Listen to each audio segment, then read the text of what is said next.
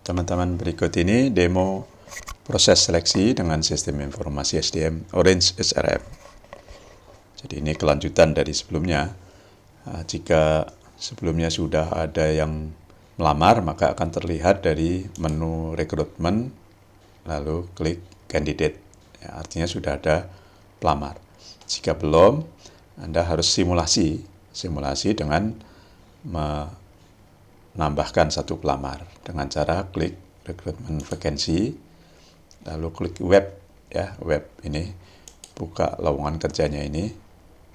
Jadi informasi lowongan kerja ini kan ada webnya, alamat webnya di sini ya, web page URL. Ini Anda klik lalu di apply di sini. Jadi masukkan pelamar kerja, nama depan, nama belakang, email dan CV, ya, resume CV. Ini submit. Nah, nanti setelah di submit akan muncul pelamar di sini ya, candidate. Jadi rekrutmen candidate ini muncul karena sudah ada pelamar yang ngirim CV. Bagaimana menindaklanjutinya?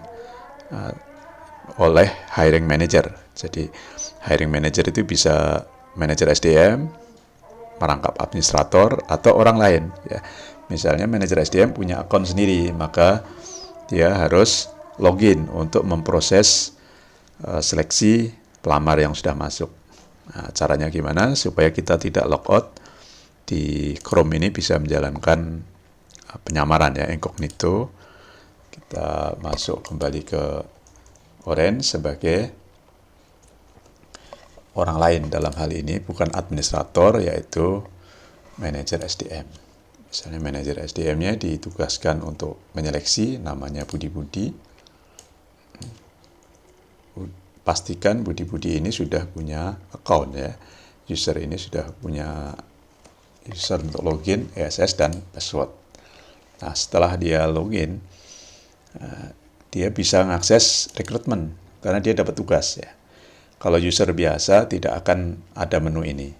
Nah, ini karena bisa konsultan, bisa manajer ya yang ditugaskan memproses seleksi, maka dia punya menu ini di webnya, rekrutmen candidate.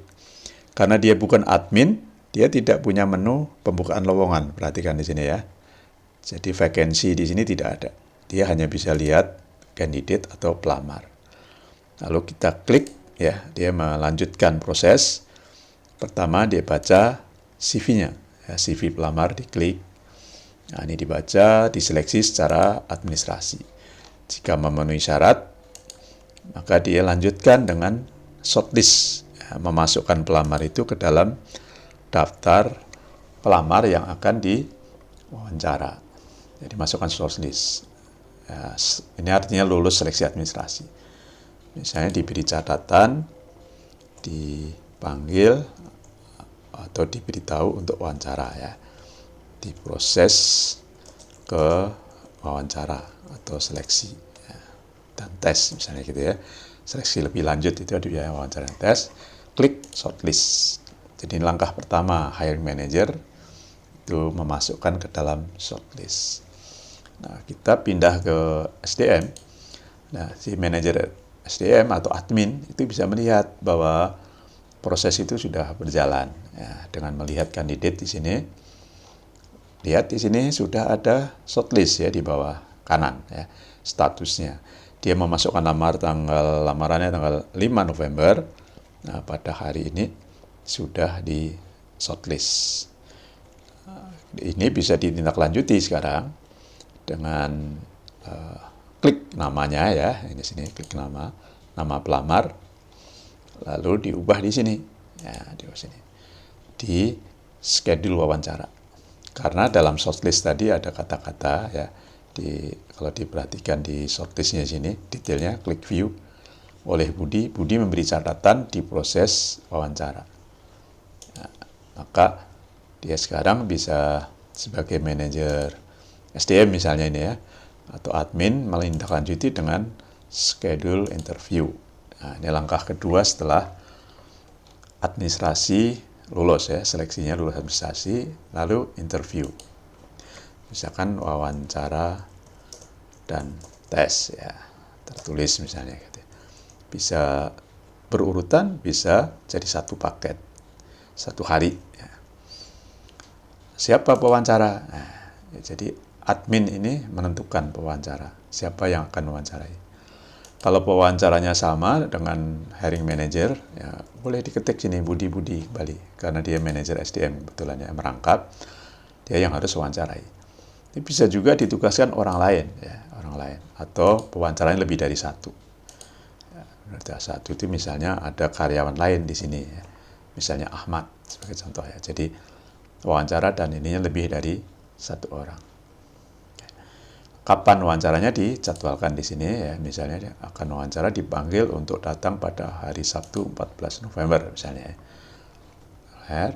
Jam berapa ini opsional, jika nanti berdasarkan kesepakatan ya, jika tidak ditentukan, lalu catatannya bila perlu saja. Jadi oke, kita uji coba dengan satu pewawancara, lalu kita save. Nah setelah di save, SDM yang punya user di sini ya, dia punya user yang ditugaskan wawancara, login untuk memproses wawancara. Ini tahap 3. Jadi tahap 3 kita kembali ke loginnya Budi ya. Jadi Budi login melihat kondisi kandidat ya, status rekrutmen kandidat ini. Lihat di sini sudah ada interview schedule, sudah ada rencana wawancara.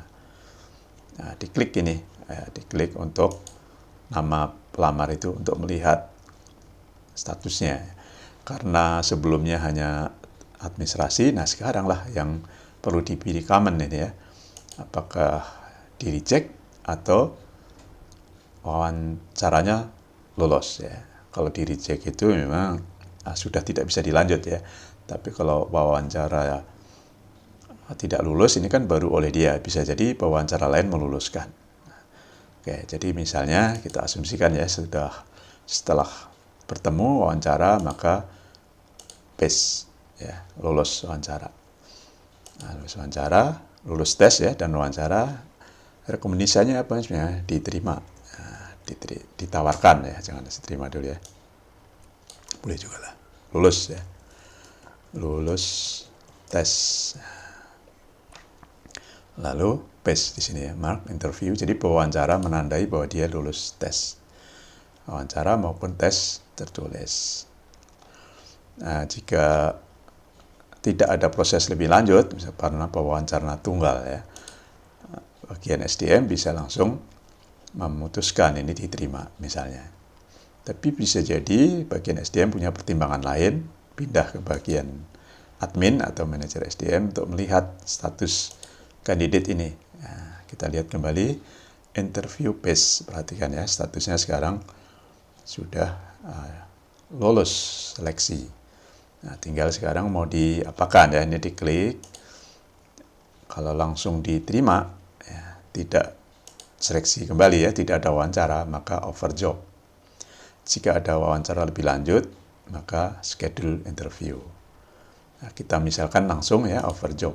Offer job itu artinya proses menawarkan kepada pelamar bahwa dia diterima. Perintahnya misalnya hubungi untuk ditawarkan gaji dan lain-lain ya. Nah, jika dia pelamar setuju, maka nanti keputusan terakhirnya adalah diterima, masuk ke orientasi. Nah, kita lihat di bagian SDM di sini, di bagian kandidat ya. SDM di kiri ya, di SDM. Di bagian kandidat ini boleh SDM, boleh hiring manager ya sebenarnya yang melakukan. Di kandidat ini dilihat statusnya sekarang offer job. Nah, kalau sudah offer job berarti seleksi sudah selesai, tinggal wawancara terakhir untuk kontrak ya, kontrak. Jadi offer job itu artinya menawarkan pekerjaan dengan kontrak gaji tertentu gitu. Nah, di sini setelah bertemu atau setelah bicara, keputusannya apa? Kalau karyawan menerima, maka di-hire. Jadi proses terakhir adalah di-hire. Offer job tadi baru proses menerima lamaran namun belum menandatangani kontrak. Ya, jadi di hire itu artinya dia bersedia tanda tangan kontrak. Sudah tanda tangan baru di hire ya, bersamaan atau paralel ya. Jadi harus sepakat dulu baru hire. Ya, berarti proses selanjutnya adalah di orientasi. Ya, lanjut ke orientasi. Karena sudah diterima, sudah sepakat tanda tangan kontrak, dilanjut ke orientasi. Klik hire. Sekarang untuk menunjukkan bahwa dia sudah terdaftar sebagai karyawan ya, karena sudah kontrak, maka dilihat di PIM sekarang ya. PIM. Jadi PIM ini untuk melihat apakah ada karyawan baru otomatis masuk. Nah, ada kan di paling bawah. Jadi, tapi dia belum bisa login, ya belum bisa login, tapi sudah jadi karyawan. Jika ingin memberi akses login, ya berarti harus melalui menu admin, ya admin user. Ya. User ini seperti pertemuan awal ya, ketika sistem ini di user itu tambahkan, karena ini belum ada user untuk karyawan yang namanya Rosmanto tadi ya, ini belum ada, berarti harus ditambahkan karyawan yang baru bergabung itu. Yang namanya Rosmanto sudah muncul di sini, diberi akses ya untuk login melengkapi data, misalnya usernya misalnya Rosmanto ya, harus 8 ya, bisa saja namanya samakan dulu dengan namanya, nanti dia diminta untuk mengedit password, selesai.